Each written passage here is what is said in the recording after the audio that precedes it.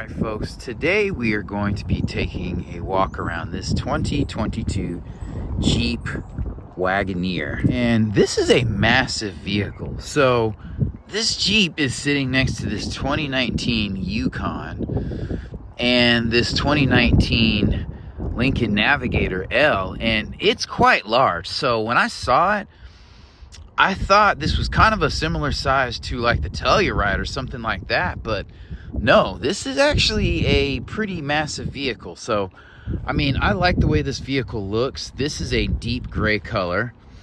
I like the American flag there, and it says Wagoneer. I don't think, honestly, it says Jeep anywhere on this vehicle. Here's the back of the vehicle. So, it's definitely a square, boxy design.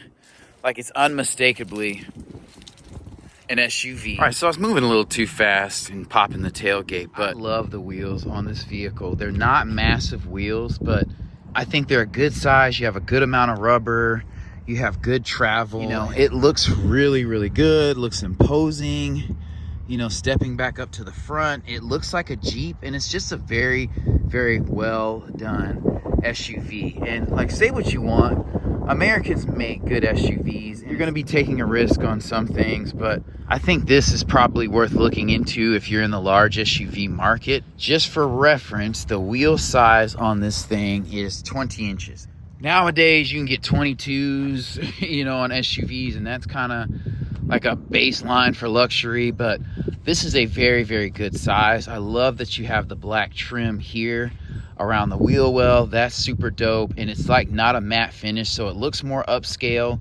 The black trim follows the bumper all the way around back. And before I step back again, I'd like to point out this reflector. I think that is incredibly dope and well thought out. And then you have like an orange one on the front, and that's super dope also. So again, the bumper's blacked out here. I think it's tastefully done. It looks very upscale. I would say this like looks along the lines of an Acura, kind of Infiniti, Lexus type situation. And so I like this. It's a chrome colored accent on the bottom. You have, you know, parking sensors back here. And let's just take a look. You know, it has one exhaust pipe down here, and that's not why you buy this vehicle. I don't think it loses anything by not having exposed exhaust. But stepping back here, you know, as you can see, you can reset the tailgate and kind of determine where it kind of lands. Here you have some hooks, and you have something where you can like rope a net here to kind of hold in cargo you might have in this area. I mean, let's zoom out a little bit. You don't have a ton of space back here, but it's a decent amount. Like, obviously, this is going to be a 7-seater SUV. You have 3 in this back row, 2 captain's chairs up front, and 2, you know, captain's chairs for the driver and passenger. And then down here, you have a little bit of space. So, I mean, you could put your Frisbee golf frisbees back here. You know, your pickleball stuff can go back here. So that's pretty cool. This carpet feels pretty good. I mean, that's something you don't think about, but it feels not basic. Like, it doesn't feel super plush like a Rolls Royce or a Maybach. It doesn't feel like a Maybach, but it's better than normal. Above average is what I would say. And then you have your traditional charging port back here. So I love that. And then I think these seats fold down. So we're going to go ahead and take care of that. So it is one touch, which I love.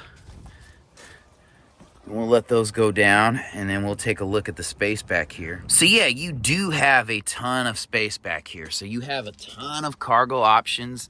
Here's what it kind of looks like sitting back a little bit. I absolutely love this interior. Like the speakers here with the chrome grille. This is probably a subwoofer. That's super dope. And I'll hop into the back seat and kind of tell you what it's like. But as you can see, there's charge ports and vents. So I love that. One thing that I'm not a fan of is how the button for the tailgate is on the inside. So you have to press it and kind of get out of the way. I like to have it on the actual tailgate just because that's easier. But that's not a big miss. This windshield is huge in the back. Again, I love this metallic color. This is either a gunmetal gray or like a tungsten or titanium gray. Probably more titanium, but I like this trim, this chrome trim around here. I feel like that's tastefully done. I love these turn signal accents in the mirror. A lot of times you don't get that on big SUVs unless they're luxury SUVs. I ain't mad at it. So we're gonna step inside. And I have to say, these mirrors are massive, and you have blind spot monitoring indicators there. You do have a running board down here. You know, it's not an automatic running board, but putting my foot on it, it feels solid and it doesn't give whenever you're getting into the vehicle. I love the continuation of the black trim here with the body colored door handle, and this thing, whew, you really got to give a tug. So stepping inside the vehicle, I just have to say, I love this interior. I love this faux wood inlay. This is soft touch. Like, everything goes well together. The cohesion in this interior is very, very nice, or feng shui, however you want to say that. These buttons feel very good, very tactile. They're like 2 stages. So the first stage, you know, kind of lets the window down some, and then you press it all the way down, and then it'll do the automatic pull down thing. You have memory seats here, which I love. I like this texture here. Alpine audio in here. Obviously, this seat is going to be power moving and everything. You have automatic headlights and electronic parking brake, which is dope. You have dimmer switches. It looks like for the cabin and the dash, the instrument cluster. And then you have adjustable pedals, and you don't even hear that motor. So the only thing I would change about that is, like, I would like some metal in these pedals. You know, I would say the carpet is above average. This could be like metallic, this kick plate, but I'm not mad at it. And looking in this vehicle, this steering wheel is massive. And I do like the fact that it is a flat bottom. And it's just because it gives you a little bit more room. These buttons are massive and easy to use for the audio and Bluetooth here. And this is your cruise control. It looks like you have radar cruise control on this. It says Wagoneer here. I love this faux wood inlay.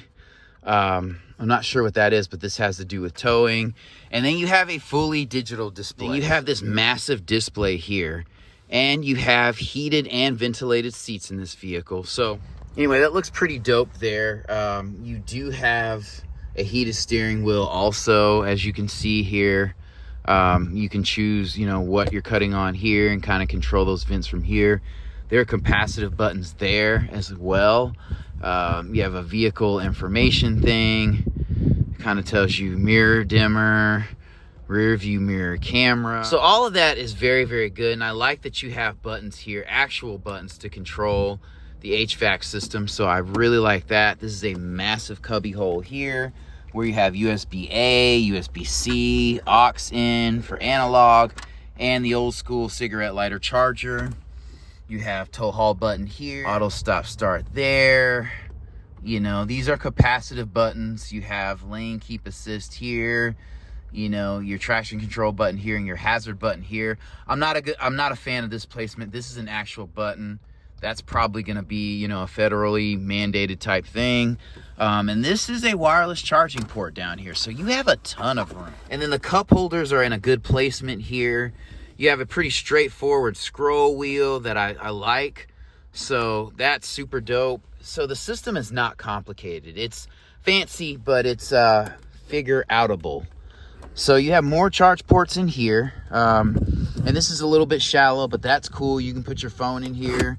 You can close this. I like this faux wood trim right here. This is padded, so that feels good. And you even have a cubby space down here, which has a good amount of space. This is kind of deep. I really love that. And like sitting in this seat, I'll show you these seats. They're like the perfect balance of bolstered and cushioning. And so very, very well done. Very comfortable. You could sit in this vehicle for hours and not complain. Obviously, this is soft touch here. I love the stitching here. This vehicle is classy and stately. We have a damped glove compartment. It's also lined with felt, so I love that. But we're going to go ahead and hop out of the front seat and hop into the second and third rows. This screen is contrasty, so no complaints there. I don't think any auto manufacturer messes that up, so kudos to Jeep. And you do have automatic windows for all 4 windows. And one thing that I do like about these mirrors is you have this little magnification thing here. So that's super dope. You have your standard view, your magnified view, the passenger seat Plenty of room here, plenty of comfort. Like, I'm falling in love with this thing, to be honest. So I'm a type of person that kind of likes to test out these running boards. And when I step up on a running board, because I weigh 200 pounds, I'm not super heavy, but I'm not super light. When it gives and flexes, I understand that can be the case and it can be sturdy. It's still, you know, a little bit concerning, and I question the longevity of it. So kudos to Jeep for making that good. This back door is a continuation of the greatness that's up front. Like, these windows feel very, very thick, very, very solid. They don't feel cheap. The doors feel, you know, mid-weight and very solid. You know, you have an automatic switch here. You have a tweeter in here, a mid-range right here. You can unlock all the doors here. This is padded. This is padded. You have stitching here, and I'm so glad they didn't make it like red or blue. This is a good cubby space, but it's a little bit shallow, so if you put keys or a phone, they'll sit, but anything like taller will probably fall out. It's not that bad. You have map pockets here in the back of this seat, which I love. You know, you have heated seats back here. You have, you know, a plethora of charging options back here. You have your typical cigarette lighter. You have your house plug, so if the kids have the iPad, you're set. They can set it down in here. You have cup holders down here. It's a good placement. Sometimes if you have a little island here, that's cool, but then it kind of affects pass-through and getting to the back seat. But I love that these seats have perforated leather.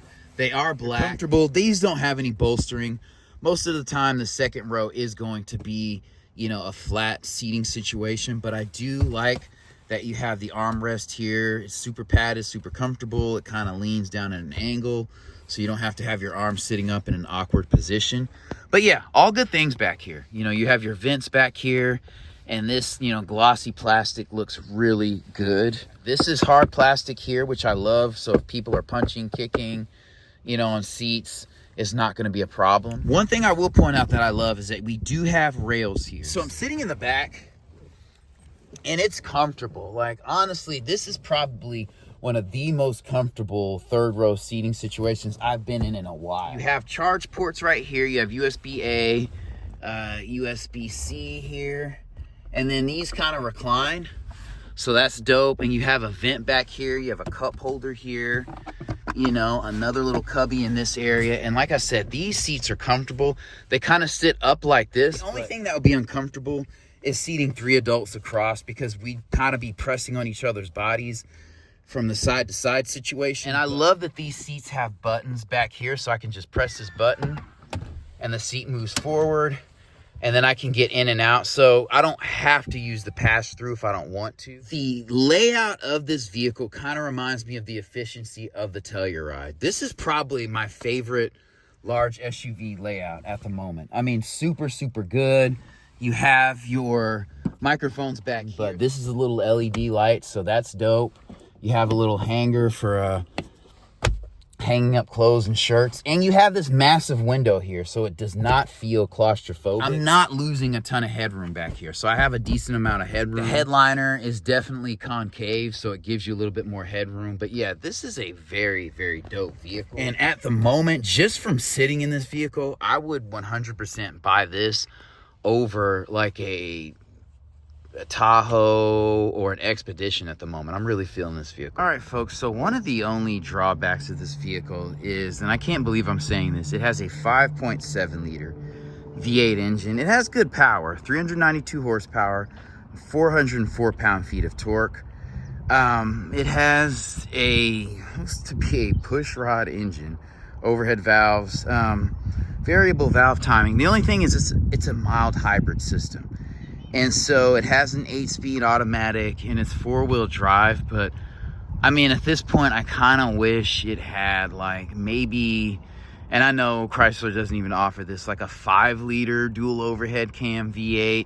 Like, I don't mind not having a non-turbo vehicle, but you know, when you look at this 2019 Navigator and this 2020 Expedition, they both have 3.5 liter EcoBoost engines, which they're turbocharged. The power is going to be more linear. None of them are going to get good gas mileage, but it's a little bit old school. And then when you toss in the mild hybrid, there could be some question marks there. So